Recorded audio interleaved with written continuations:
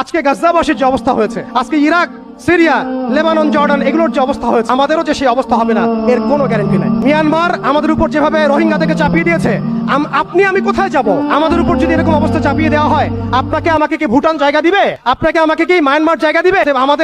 আমাদের এই জমিনে, আমাদের এই সংগ্রাম, আমাদের এই জিহাদ আমাদেরকেই করতে হবে। বাংলাদেশের এই অবস্থায় এখন একটা ইসলামী রাষ্ট্র গঠনের কোনো বিকল্প নাই। আমি চাইলে লক্ষ কোটি মুসলমানকে সেখানে চাপ প্রয়োগ করে পাঠাতে পারতাম যদি আমাদের ইসলামিক রাষ্ট্র থাকতো। আমাদের যদি একটা ইসলামী রাষ্ট্র থাকতো, তাহলে ওরা যেভাবে ইউনাইটেড নেশনস গঠন করেছে, তবে আমরাও ইউনাইটেড মুসলিম নেশন গঠন করতে পারতাম। ট্রাম্প কি বলছে আপনারা সবাই দেখছেন, মিডিয়া ভাই সবাই আছেন, স্পষ্ট ঘোষণা দিচ্ছে ওরা এখান থেকে বের হয়ে যাক, আমরা সেখানে বসতি স্থাপন করব। এটা কি মগের মূল্য? ওরা কেন সেখান থেকে বের হয়ে যাবে? এই গাজ্জাবাসীরাই এই পৃথিবীর সবচেয়ে স্বাধীন মানুষ। তোবাগত আমরা দাসত্বের মধ্যে পড়েছি, মুনাফিকের মধ্যে পড়েছি। আমরা কালকে আমাদের মাঠে আল্লাহর সামনে কি জবাব দিব এর ঠিক ঠিকানা আমাদের নাই। এই জন্য আমি শুরুতে বলেছিলাম ক্ষতির মধ্যে আমরা আছি, তারা নাই। তারা হাসতে হাসতে জান্নাতে চলে যাচ্ছেন।